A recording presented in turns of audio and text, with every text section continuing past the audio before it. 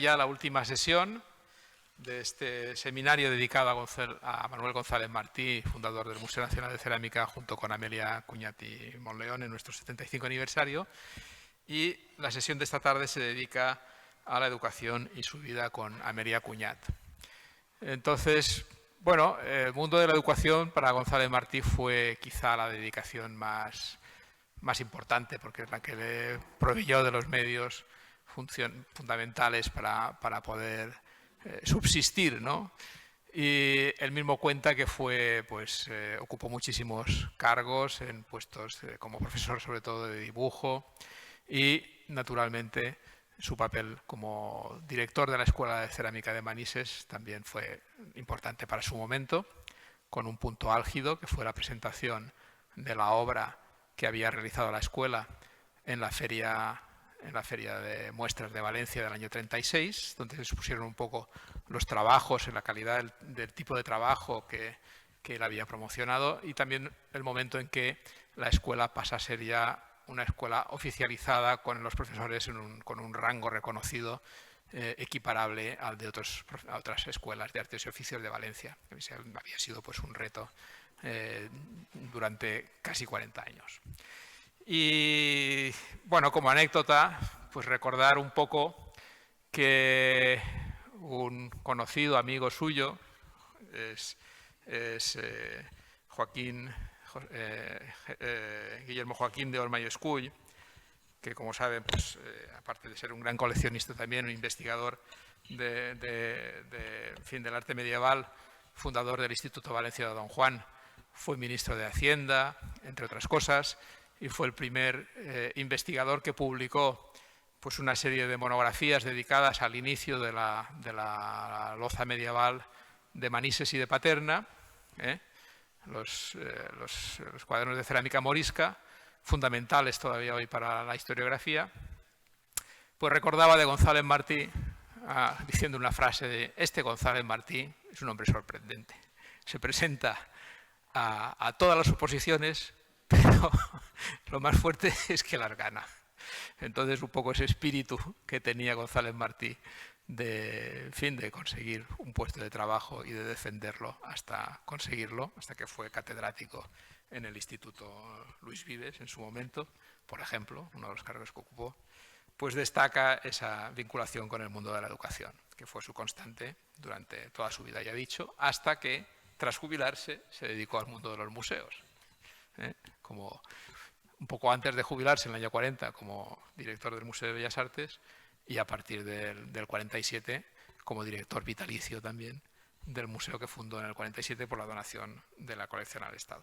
Bueno, y para hablar de estos aspectos tenemos aquí al doctor Fernández Soria, al cual le damos la bienvenida, Juan Manuel Fernández Soria, que presentará a la comunicación la educación y el problema en España de la crisis del 98 a la Segunda República, que es un poco pues, ese periodo en el que se centra en parte la actividad de González Martí.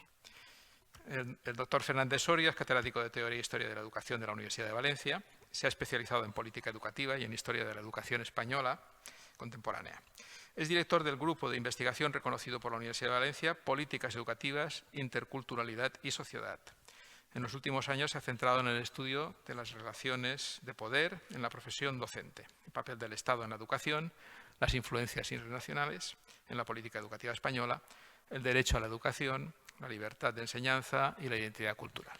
Pues cuando quiera, profesor Fernández Soria. Buenas tardes, muchas gracias. Gracias al director del museo, Jaume. No voy a hacer tanto un perfil de la trayectoria educativa de nuestro homenajeado, puesto que entiendo que aquí ha habido expertos que lo habrán hecho mejor sin duda. Yo voy a centrarme, como nos ha dicho Jaume, en la época de nuestros homenajeados, que como saben todos ustedes nacen en los inicios de la Restauración borbónica, ese régimen político que pone fin a la Primera República y que perdura hasta 1931 con la Segunda República. Destaco este acontecimiento por dos razones principales. Primera, porque la Restauración genera problemas para la educación, que de nuevo es puesta en manos reaccionarias y sujeta a la enorme influencia de la Iglesia, y porque origina el nacimiento de la experiencia de innovación educativa más influyente en este periodo, la institución libre de enseñanza, en torno a la cual se crea un movimiento regeneracionista que considero capital para dar respuesta al problema de España, que lo adelanto ya, es identificado cada vez más como un problema de educación y, en consecuencia, un problema para la modernización educativa de España. En 1875, el Gobierno expulsa de sus cátedras a varios profesores, algunos próximos a la institución libre que acabo de mencionar, como los presidentes de Gobierno Nicolás Salmerón y Emilio Castelar, entre otros muchos, por negarse a aceptar el decreto del ministro Orobio que obligó a jurar fidelidad a la monarquía y a respetar el dogma católico. Esta medida empujó a Francisco Giner de los Ríos, que es el fundador de la institución libre y también expulsado de su cátedra, le empujó a fundar la institución libre de enseñanza, que es ideada como un centro de renovación pedagógica, un centro de renovación asentado en el fomento del pensamiento crítico, en la pedagogía activa, en la consideración social y profesional del magisterio. Esta institución, la institución libre, se hacía tanto más necesaria cuanto que, en efecto, la situación escolar y pedagógica que encuentra la Restauración borbónica es lastimosa. Las escuelas eran pocas y eran malas, los maestros escasos, mal formados y, lo que es peor, deformados profesionalmente, la pedagogía ineficaz, y todo ello fruto de la desidia y del abandono de la administración central y de la administración municipal, que era entonces la encargada de la enseñanza primaria. Pero junto a este lamentable contexto educativo, yo creo que aconteció otro hecho capital que supuso el empuje decisivo hacia la búsqueda de una solución al problema de España. Y me estoy refiriendo al desastre de 1898, esa fecha fatal que para muchos supone un enorme dolor para España, que pierde sus últimas colonias y sobre todo supuso una certeza, que España había dejado de ser lo que había sido durante siglos, un imperio. Entonces, 1898, lo sabemos bien, es el inicio de una andadura sin colonias y también el inicio del nacionalismo de doble signo, el nacionalismo periférico, pero también del nacionalismo nacional. Pero sobre todo, y esto quizás es lo que me interesa más, 1898 es una fecha que marca un punto de inflexión. Es decir, es la culminación de una situación crítica que ya se venía arrastrando en España desde hacía varios años, como se refleja en la obra de muchos de los escritores reconocidos como Ganivet, Unamuno, Mayada, etcétera, etcétera. Autores y escritos que ya habían dado muestras de poseer una conciencia doliente del ser de España y de su situación en el mundo. Es por esto por lo que el 98, si no fue, porque no lo fue ciertamente, el origen de una situación nueva, sin embargo, el 98 sí expandió esa conciencia de crisis, de preocupación por el destino de España, la convicción de que era necesario renovarse y emprender una época nueva. Este año, 1898, yo creo que resonó como un aldabonazo en la conciencia de los españoles. Sin duda, el 98 es visto como el remate de un siglo XIX, un siglo desolado, cierto. Pero yo creo que tuvo el efecto sobre todo de concretar en torno a ese pesimismo, esa introspección sobre qué nos ha pasado para llegar a dejar de ser imperio. Digo que tuvo el efecto de concentrar en torno a ese pesimismo a figuras muy relevantes de diferentes generaciones que han alumbrado lo que para unos es la segunda edad de oro de la cultura española y para otros la edad de plata de la cultura española. Sin embargo, este esplendor cultural no oculta, no ignora tampoco el objetivo esencial de la crítica, que es un auténtico proceso a la restauración, crítica que tiene en el 98 su nota culminante, porque si, como se dice, todo se sabía en España en los últimos años del siglo, como argumenta entre otros Julián Marías, no todos podían acceder a ese saber. Recordemos, por ejemplo, que la tasa de escolarización no llegaba al 50%, 50 niños de cada 100 no iban a escuela, y que el analfabetismo rondaba el 70%. Y esto refleja esa doble realidad que se nos ofrece en el 98, la existencia de dos Españas a las que Ortega daría nombre en 1914, de las cuales la España vital, la España real, obstaculizada por la España oficial, no tenía entonces sitio en la historia ni posibilidad de acceder a todo ese saber que en efecto se conocía, pero que solo algunos conocían.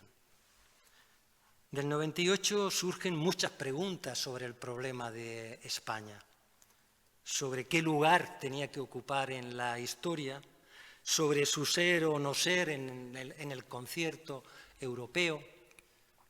Y claro, se indaga en las razones que expliquen por qué España dejó de ser lo que fue.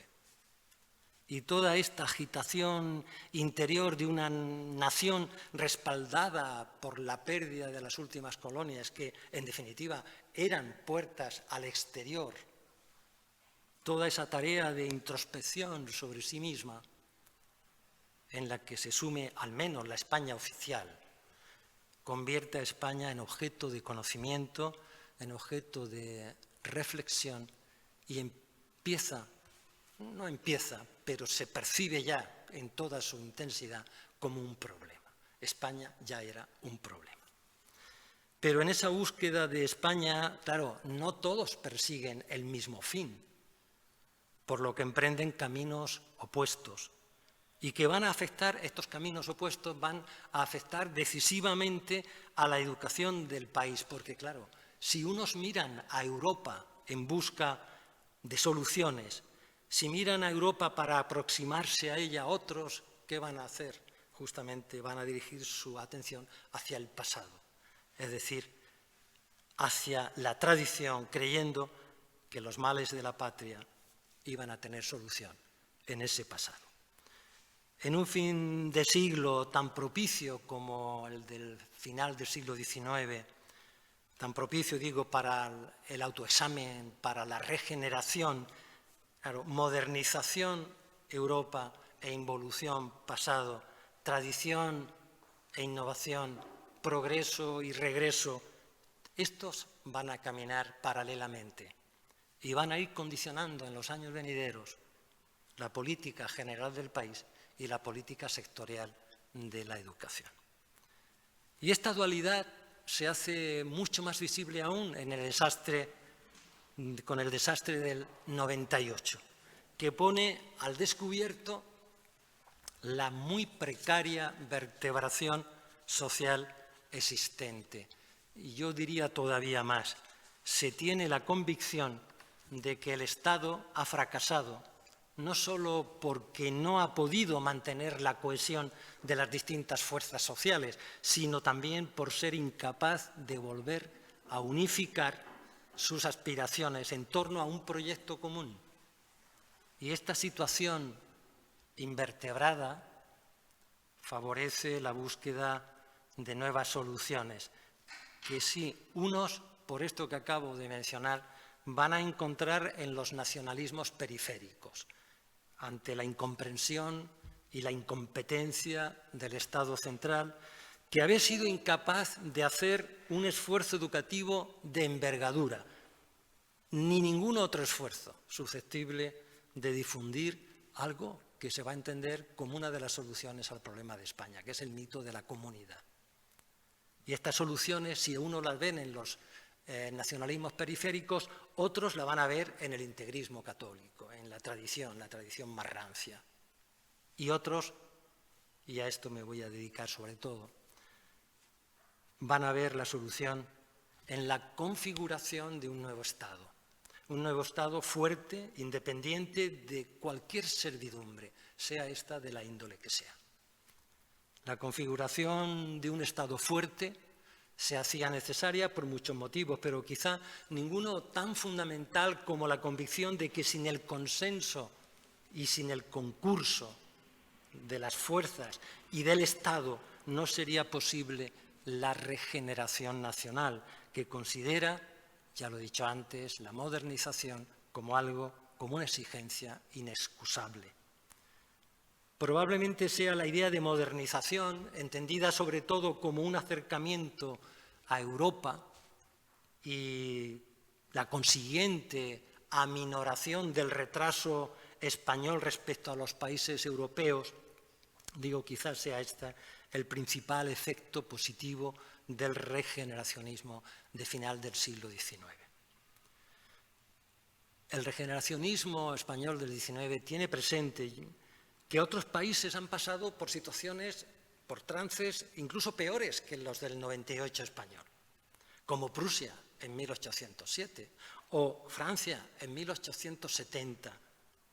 Y sin embargo esos países lograron superar esa crisis de identidad. ¿Gracias a qué? Gracias a la escuela, a la transformación de la escuela, a la reforma de la educación. Y en esta tarea de modernización en la que ha de mediar necesariamente la educación, en este acercamiento a Europa va a ser reclamada la intervención del Estado. Pero ya sabemos, ya lo he adelantado, que esto va a tener lugar no sin la oposición de la Iglesia Católica y de los sectores que se aglutinan en torno a ella. La introspección, el autoexamen que provoca el 98 afectan también a la educación. Y esto no es nada sorprendente a finales de un siglo que hizo de la educación una cuestión política. La situación educativa, claro, va a ser examinada para explicar el desastre. Y por ello no falta quien, como Cossío, uno de los fundadores de la institución libre, no dudara en señalar a la ignorancia como la causa primera y más importante de la catástrofe de 1898.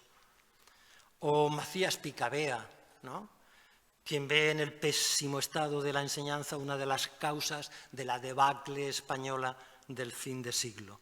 Y se cree que la derrota de la Armada y del Ejército en Cuba en 1898, dicen, se fraguó más en los laboratorios norteamericanos que en los campos de batalla. Se estaba poniendo así de relieve no solo la superior técnica de esta naciente potencia político-militar, sino se estaba poniendo sobre todo de manifiesto las insuficiencias de preparación, de formación y de educación en la España de 1898. El diputado Eduardo Vincenti, en un discurso que pronuncia en junio de 1898 en el Congreso de los Diputados, sostuvo que Estados Unidos nos ha vencido no solo por ser el más fuerte, sino también y sobre todo por ser el más instruido, el más educado.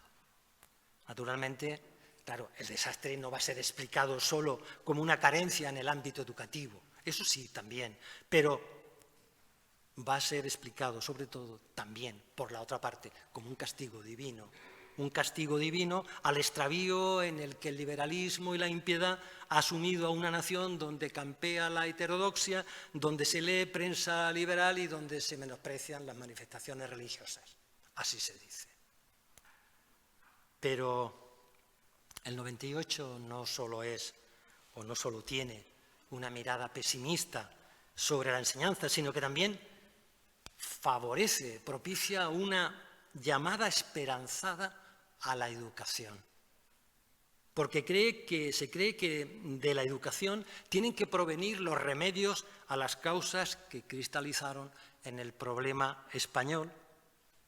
De hecho, el 98 significó el planteamiento de problemas en muchos ámbitos de la vida española, pero sobre todo lo que hizo fue señalar urgencias, necesidades de política educativa, que es verdad que se van a discutir apenas sin éxito y quizás con excesivo coste social, sí, pero que en el primer tercio del siglo XX van a plantearse de forma muy rotunda. Y la educación, en efecto, va a ser llamada a realizar esta tarea pendiente de regeneración. Europa, se dice, será el espejo en el que tenga que mirarse España.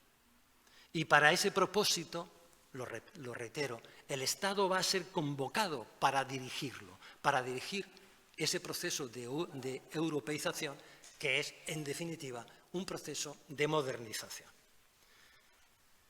Entre los regeneracionistas existía la convicción, que ya lo he dicho, de que el problema de España no era solo un problema político, era un problema político, pero era también, sobre todo, un problema educativo. ¿Por qué era político? Era un problema político el problema de España porque, como afirmara Ortega y Gasset en 1910, España no existe ni como nación ni como comunidad. Y lo era también porque España carecía de un ideal en función del cual poder orientar la transformación social. Y porque, en esto coincide Azaña en una conferencia preciosa que pronuncia en 1911 en la Casa del Pueblo de Alcalá, se llama justamente El problema español, ¿no? Dice, la política española no tiene una orientación colectiva, ni la vida nacional tiene un rumbo general. ¿Y quién puede proporcionar a España ese rumbo? Lo dice Azaña claramente, solo los ciudadanos electores, es decir, un pueblo organizado, un pueblo vertebrado en torno a una idea de nación. Y esto para ambos pensadores, claro, exigía algo fundamental, la democracia, implantar la democracia. Pero aparte del problema político, el problema de España era también un problema educativo, porque siendo para Ortega la educación quizá el acto humano por excelencia llamado, como él dice, a transformar la realidad en el sentido de un ideal, España carece también de un modelo pedagógico por el cual se logre polarizar al educando en dirección de ese ideal. España es percibida como un dolor enorme. Y se tiene la idea de que España seguirá siendo ese dolor enorme mientras no deje de ser una excepción entre los países de su entorno. Y mientras no se construya con arreglo a ese ideal político y pedagógico que se reclama. La pregunta es, ¿y dónde se va a inspirar España para lograr ese ideal? Ya lo he adelantado. Europa es la solución. Porque, como se dijo en una asamblea de productores en 1899, ya no se trata de inventar lo que otros pueblos han descubierto hace tiempo, sino de hacer lo mismo que hacen otras naciones. Entre ellas, Ortega señala Francia, Inglaterra y Alemania. Y es que Europa, claro, ofrece todo aquello que España no tiene. Y por eso, como dice Ortega, el camino del dolor a la alegría que recorremos será con otro nombre, europeización. Y verdaderamente yo creo que se vio claro que España era el problema y que Europa era la solución. El diagnóstico, pues, estaba hecho. El dolor, el problema de España tiene su origen en haber quedado fuera de ese movimiento de civilización europea. Y el tratamiento a seguir también estaba ya claro. Azaña lo dice claramente. O España se incorpora a Europa o España deja de existir. Y esta es la solución que aúna mayor acuerdo en las tribunas de progreso de toda España. Y en su explicación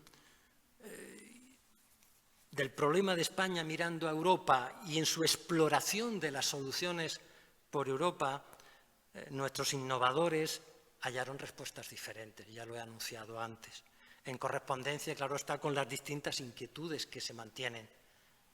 Y así, y aunque yo sé que no es posible zanjar la cuestión en términos tan concluyentes como los que voy a manifestar ahora, las preocupaciones por los grandes fundamentos y por los principios políticos básicos, ¿quién los resuelve mejor? La propuesta francesa. Una propuesta que habla de ciudadanía, de nación, de libertad, de secularización, de laicismo.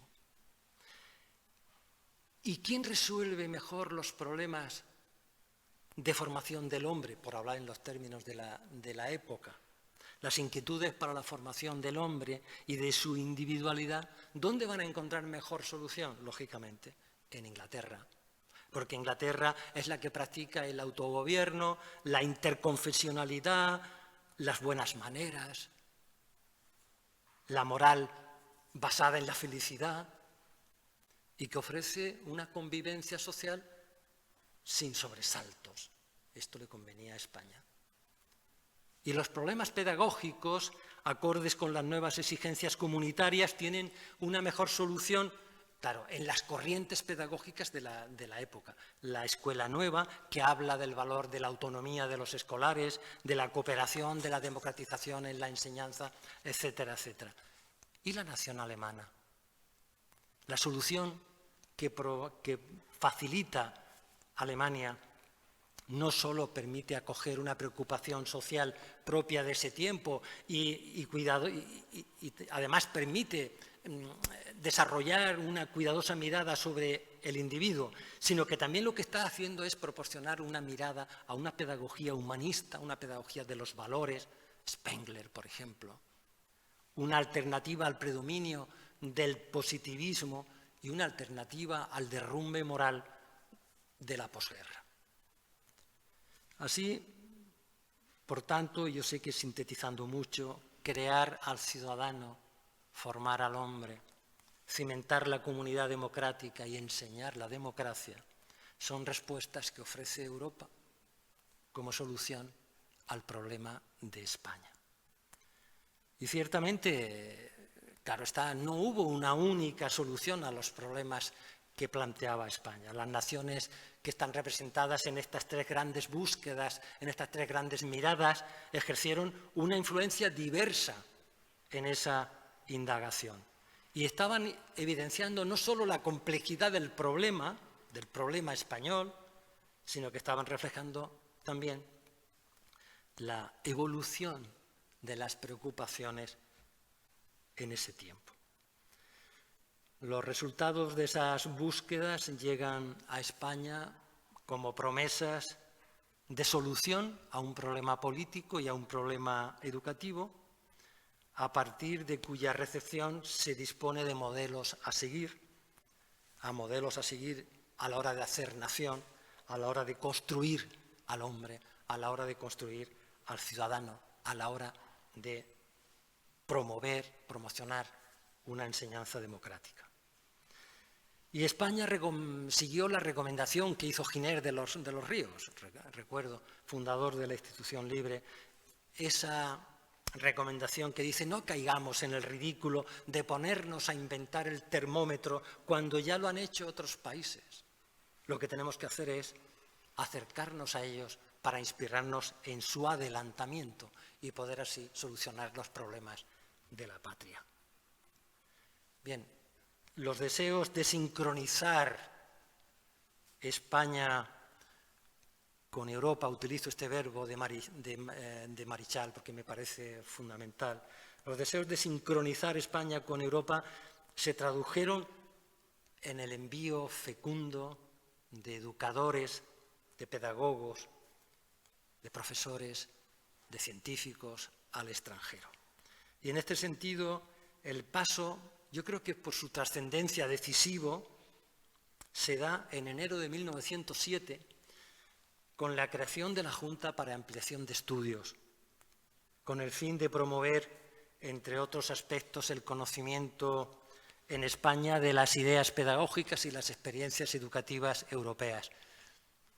Aparte de otras enseñanzas, los observadores españoles, muchos de ellos pensionados por la Junta para Ampliación de Estudios, viajan por toda Europa, sobre todo por los 3 países señalados como países espejo, Francia, Inglaterra, Alemania, suponiendo, hay que decirlo, un claro precedente de este proyecto común europeo en materia de educación que hoy llamamos Erasmus.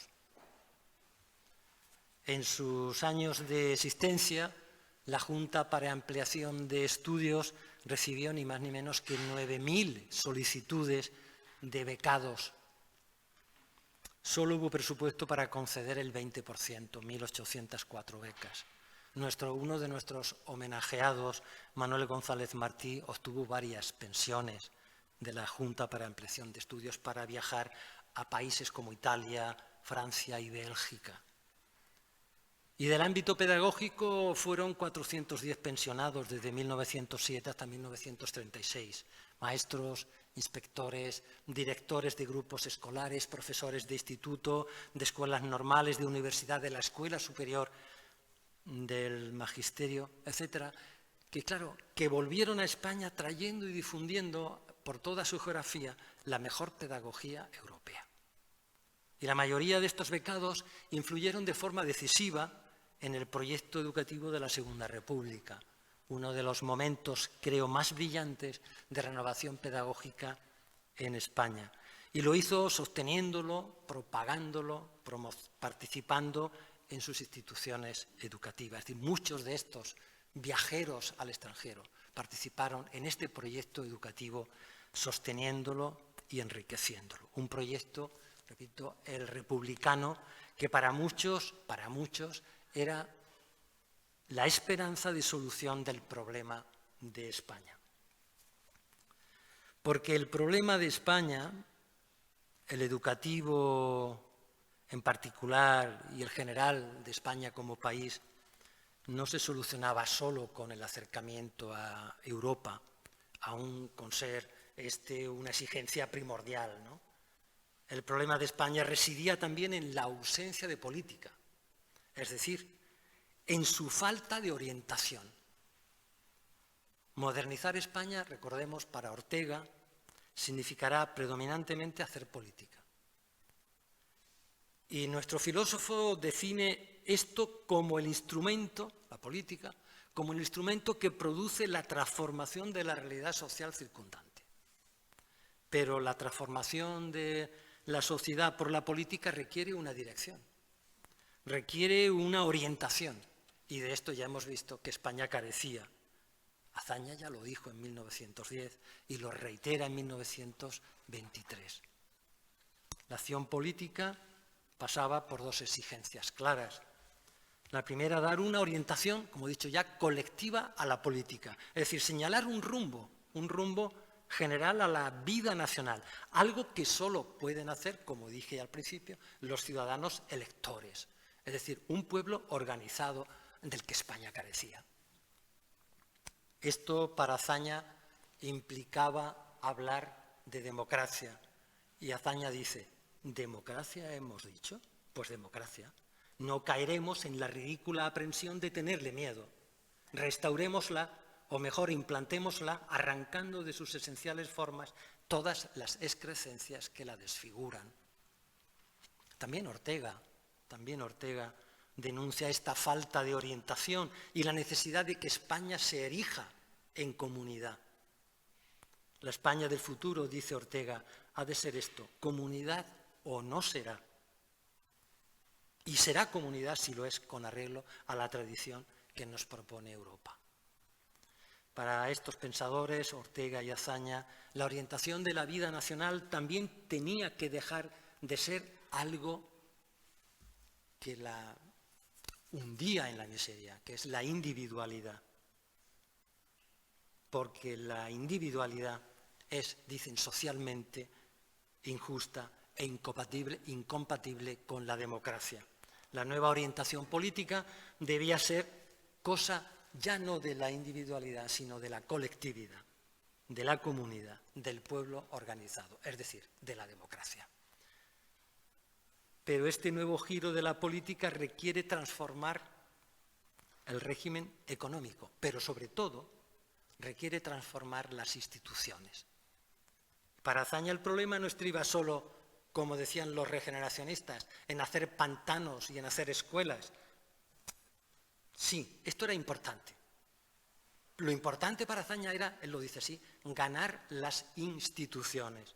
Es decir, transformar y ganar el Estado para que el poder se pueda regenerar y con él regenerar, europeizar, modernizar la nación. Lo que al fin y al cabo se convierte para Azaña en un tema que afecta de lleno a la libertad. Por eso pide a la ciudadanía algo que a mí me emociona. Dice, que no abandone la política, es decir, la acción, el interés por sus cosas, por las cosas de su polis, de su ciudad, de su pueblo, de la política. Me vais a permitir que lea una frase breve de él. Dice, no odiéis ni os apartéis de la política. Esto lo escribe con 23 años en 1911. Porque sin ella no nos salvamos. Si política es el arte de gobernar a un pueblo, hagamos todos política y cuanta más mejor, porque sólo así podremos gobernarnos a nosotros mismos e impedir que nos desgobiernen otros. Bien, pues para lograrlo, para hacer posible esta transformación social, es preciso no desligarse de la sociedad política más inmediata a nosotros. Es una apelación al municipalismo. Pero además es necesario transformar el Estado. Reformar el Estado es la clave. Aumentar su presencia en la sociedad y particularmente en la educación, sobre todo cuando España, al menos hasta 1978 y tras la breve paréntesis de la Segunda República, ha sido una excepción a la hora de desarrollar el Estado a través de la construcción educativa. ¿Por qué? Porque el Estado español ha sido el gran inhibidor, se ha inhibido prácticamente hasta esta Constitución y durante la República, como digo, se ha inhibido a la hora de establecer la educación como una cosa pública, como una política pública. Era necesario, por tanto, un Estado fuerte, un Estado poderoso, un Estado eficaz, capaz de hacer sentir su presencia en todos los rincones del país para procurar a todos, a toda la población, los derechos sociales que solo el Estado debe definir. Un Estado es eficaz si es independiente y es autónomo si es fuerte. ¿Y esta fuerza de dónde nace? Del ejercicio de la soberanía, de la restitución de la civilidad a la vida política. En nuestro caso, la fortaleza del Estado pasaba por su secularización. Estoy hablando, por tanto, de un Estado laico, de un Estado, lo voy a decir así, desacralizado. O si queremos, por utilizar la frase de Unamuno, de lo que se trata es de desacralizar la vida pública, porque este es el problema y esta era la exigencia. En 1911, Azaña cree que si hay un milagro es ese que restaure el cuerpo y el espíritu de la nación. Y ese milagro solamente puede proceder del Estado. El Estado, dice, es el único capaz de propagar la cultura, de dignificar a los hombres, el único capaz de nivelar la sociedad. Por eso, la defensa del Estado y su carácter civil, la defensa de la moral laica, de la educación cívica política como responsabilidad estatal, son temas que van a estar en los debates parlamentarios y en las tribunas de progreso y en las sociedades culturales. Pero sí debemos advertir que con esta exigencia la guerra escolar estaba servida, porque muchos querían, como Platón en su día, que la escuela fuera la ciudadela del Estado, ¿no? que fuera el centro de la ciudadanía, el centro de la energía ciudadana. Y esto obligaba a que las miradas se dirigieran hacia el Estado, pidiendo lo que hay mucha mayor intervención. intervención en los asuntos sociales, pero intervención en los asuntos educativos. Pero claro, otros, como es normal, le negaban al Estado ese protagonismo. Y algunas medidas visibilizan claramente, creo, el poder del Estado en este sentido. Aunque podíamos considerar otros motivos, pero, por ejemplo, es muy sintomático que en 1900, es decir, una fecha tan tardía como 1900, se cree el Ministerio de Instrucción Pública, cuando otros países como Francia lo tenían hace ya 75 años creado. Y a esta medida importante, aunque tardía, repito, en comparación con otros países, le sucede otra medida de no menor calado, y es que se legisla ahora para que los salarios de los maestros sean pagados por el Estado, ya no por los ayuntamientos que pagaban poco mal cuando pagaban. Cuando Romanones decide que sea el Estado quien pague los salarios al magisterio, una de las razones más importantes que da es que tiene que contar con un factor esencial para la educación nacional. Y ese factor esencial es el maestro. Y no se dispondrá de maestros, dice Romanones, ministro de Instrucción Pública, hasta que no se les pague. Y la situación previa de los maestros, ya lo he dicho, cuyo salario y ellos mismos dependían de la voluntad del municipio y de los caciques, contribuía a mantener ese carácter fragmentario del Estado. Y esto, como ha reconocido la teoría política, ha sido el obstáculo principal para la creación de una nación moderna. Y esta nación moderna solo es posible si tiene lugar, si cuenta con la modernización del Estado. Los maestros, pagados por el Estado, eran un factor que iba a ayudar a esa consecución. Esta era una forma de dar cohesión al espíritu nacional. La España de la Restauración disponía de un elemento aglutinador, la Iglesia Católica, que no satisfacía a los liberales porque actuaba de freno, dicen, al progreso e impedían la modernización del Estado. Necesitaban, por tanto, otro elemento de cohesión. Y este elemento de cohesión va a ser la educación nacional. Hacer de los maestros servidores del Estado era, por tanto, una medida ineludible para conseguirlo. Lo mismo se persiguió en 1910, cuando se decreta una serie de sanciones contra los maestros que expliquen la instrucción religiosa en lengua distinta a la del castellano, etcétera, etcétera. En este contexto tenemos que explicar también la contradictoria negativa de los liberales, a reconocer la libertad de enseñanza. Es una contradicción en los términos, pero se explica por la necesidad que tiene el Estado de controlar la enseñanza para hacer nación, incluida la enseñanza privada, claro. Y esta actitud deriva de una concepción moderna de la educación como un derecho y como un deber del Estado, y para evitar que nadie influya, así se dice, en el alma nacional, y que no lo haga de manera tan irreversible que ponga en riesgo el mismo principio de la libertad. Educación que, por ejemplo, en opinión de líderes tan importantes como Canalejas o Romanones, no había estado lo suficientemente atendida por la iniciativa privada, al menos a la hora de modernizar el país. Y es verdad que se corría el riesgo, y lo confiesan y lo ven, se corría el riesgo de que fuera el Estado el que modelara el alma nacional. Pero los liberales prefieren saber, mediante la vigilancia del Estado, cómo se forma el espíritu nacional en todas las escuelas del reino. Bueno, muchas otras medidas empujaron a los conservadores a criticar las aspiraciones centralistas del Estado, como la creación en 1911 de la Dirección General de Primera Enseñanza, que aspiraba a unificar, a dar orientaciones generales a este nivel de la enseñanza, rescatándola de los constantes vaivenes a los que la educación primaria estuvo sometida durante tantos años, ¿no? En líneas generales, estos temas, y voy casi terminando, y problemas se van a reproducir hasta que llega la Segunda República. El 14 de abril del año 31, como sabemos todos, con la sustitución de la monarquía por la República, muchos ven por fin la solución al problema de España, como lo describieran Ortega y Gasset y Manuel Azaña. La República, lo sabemos, tuvo un compromiso ineludible con la modernidad, y esto supuso, por una parte, ampliar el ámbito de actuación del Estado y definirlo como un Estado civil.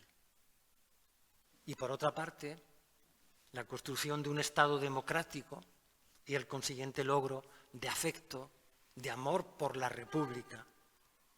Y este irrenunciable doble cometido conlleva, claro, no solo un enfrentamiento con aquellos poderes privados o particulares a cuya costa se ha de fortalecer el Estado, el principal de los cuales era la Iglesia, como sabemos, sino que también la necesidad de hacerse con las instituciones era algo necesario para conseguir este Estado fuerte, hacerse con las instituciones, especialmente con las instituciones educativas, como instrumento desde el cual hacer posible un Estado de todos y para todos, es decir, un poder público, un Estado social democrático, que es la base de la supervivencia del nuevo régimen. Y nada de esto, se entiende, iba a ser posible manteniendo otros poderes dentro del poder, es decir, otros poderes dentro del Estado, otros estados dentro del Estado, sobre todo si, como se sabía y se había evidenciado con la experiencia, esos otros poderes no compartían los valores que la República defendía. Entre los argumentos aportados para redefinir el Estado y transformarlo radicalmente, interesa destacar el que el propio Azaña denunció en su famosísimo y tergiversado discurso pronunciado en las Cortes en la noche del 13 de octubre de 1931, cuando dijo: en el orden de las ciencias morales y políticas, la obligación de las órdenes religiosas católicas, en virtud de su dogma, es enseñar todo lo que es contrario a los principios del Estado moderno. Estado moderno como el que aspiraba a ser la joven república. Por eso Manuel Azaña dijo que no se trataba de un problema religioso, sino que era un problema político, porque no afectaba a la conciencia personal de cada ciudadano, sino a la constitución del Estado, afectaba a una nueva organización del Estado, y esto implicaba la secularización del Estado y su desvinculación de la Iglesia. Y por eso la Constitución del 31 separa Iglesia y Estado. Ya no se trata, como dice Azaña, de si esa forma de organizar el Estado interesa o no a la Iglesia. Dice textualmente: a mí lo que me interesa es el Estado soberano, el Estado legislador. La República, claro, no podía renunciar a lo que era uno de sus objetivos fundamentales. Y con esa idea nace modernizar la nación, devolver la civilidad al Estado, señalarle como única guía a la moralidad política, hacer del Estado un Estado laico, un Estado, y esto me interesa sobre todo, definidor y socializador de derechos y libertades. Un Estado que fuese extenso en el alcance de su soberanía y que fuera capaz de proyectar su soberanía por toda la geografía española, para que nadie pudiera decir, pues eso, que no se siente protegido por los beneficios del Estado.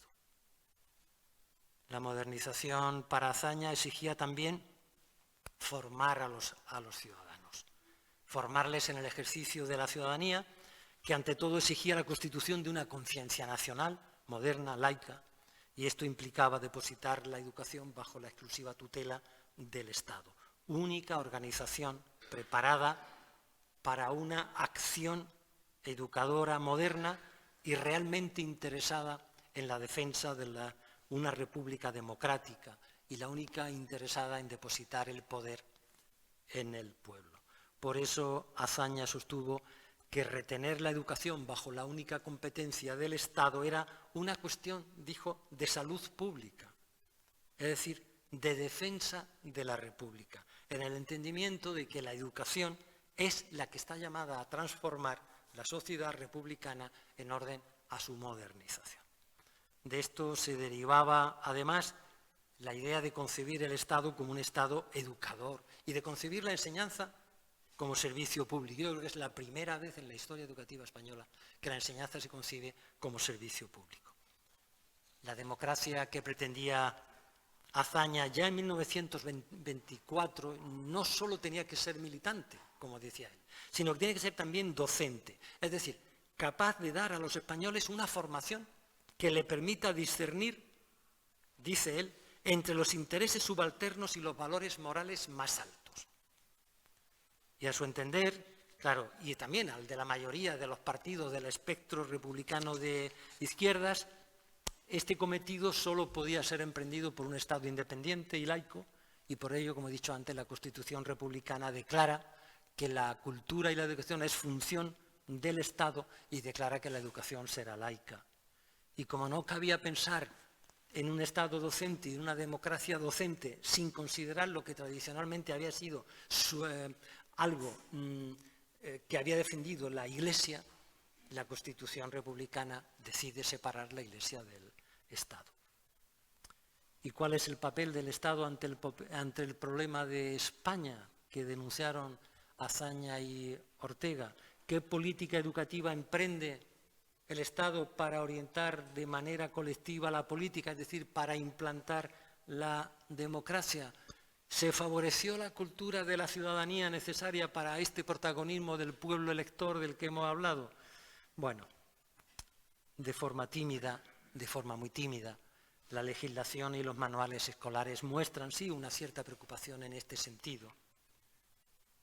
Preocupación que también la hay, aunque también muy escasa, en la formación del magisterio español desde 1898 hasta la Segunda República. La práctica escolar, de hecho, también se correspondió con este perfil. Todavía fue una pedagogía en general anclada en la tradición, aunque con la presencia de experiencias pedagógicas ciertamente innovadoras, sobre todo de la mano de la institución libre. Debemos hacernos una última pregunta para terminar. ¿Contribuyó la educación a resolver el problema de España que enunciaron Azaña y Ortega? La historia de la educación nos habla, como he dicho antes, del abandono de los poderes públicos en la educación. Los escasos presupuestos destinados a la educación, el elevado analfabetismo, las altas cotas de absentismo escolar, todo esto nos empujaría a dar una respuesta negativa. Pero en este trayecto histórico, yo he querido resaltarlo, es visible el esfuerzo modernizador realizado, la apertura a Europa, los esfuerzos por lograr una escuela pública de la que saliera el pueblo elector capaz de dar una orientación colectiva a la política española. Vuelvo a citar a Julián Marías en una valoración que hace del 1898. Dice que tras el desastre del 98 no pareció que nada cambiara en la sociedad española. Dice, bueno, que no hubo quiebras legales ni quiebras políticas, pero el 98 trajo consigo la remoción de las actitudes y de las conciencias a las que puso frente al debate de España y frente al debate de su modernidad. Un debate del que yo creo que la educación formaba parte esencial. En la expresión del problema de España, sin duda se plantearon ideales sociales, sin duda. Se plantearon valores políticos y objetivos educativos importantes. Tal vez, seguramente, ambiciosos para su momento histórico. Pero son valores y objetivos que con los años yo creo que han mostrado su vigencia en el contexto de una nación moderna. Muchas gracias.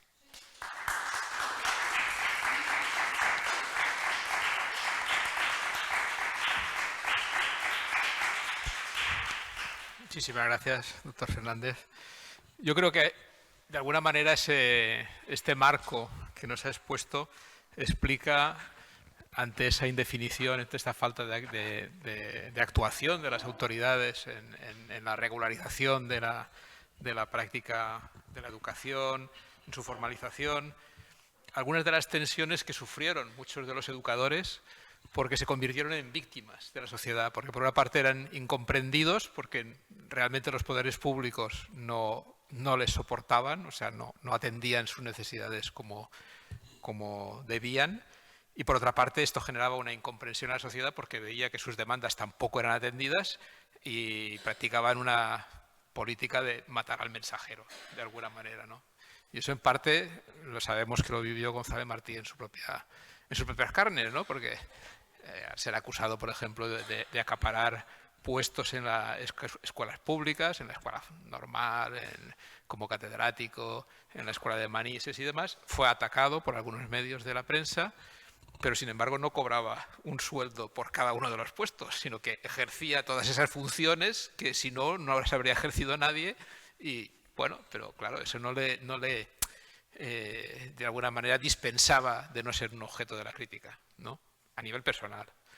Y luego incluso ocasionó que tuviera que refugiarse en Madrid después del 18. Bueno, él se fue antes, pero no pudo volver a Valencia porque tenía muy mala prensa en los medios obreros, incluso después de haber estado 20 años o al frente del museo de la Escuela de Manises, como en fin, una de las actividades de dignificación del trabajo especializado, de la formación especializada de los propios obreros que se formaban en la escuela, en las clases nocturnas, que él consiguió que elevasen su categoría y que fuese reconocido su profesorado al nivel de las escuelas ya de estándares del Estado. Pero bueno, quiero decir que es parte del debate, ¿no? ¿Algún comentario, alguna pregunta?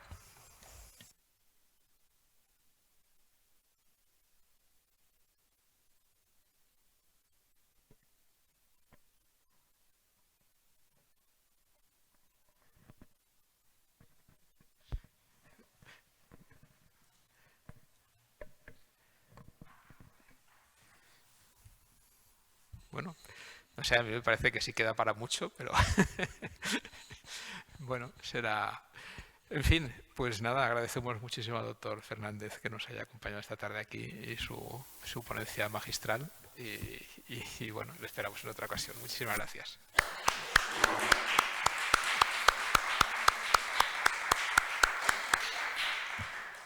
Te he dado el tomo, ¿no?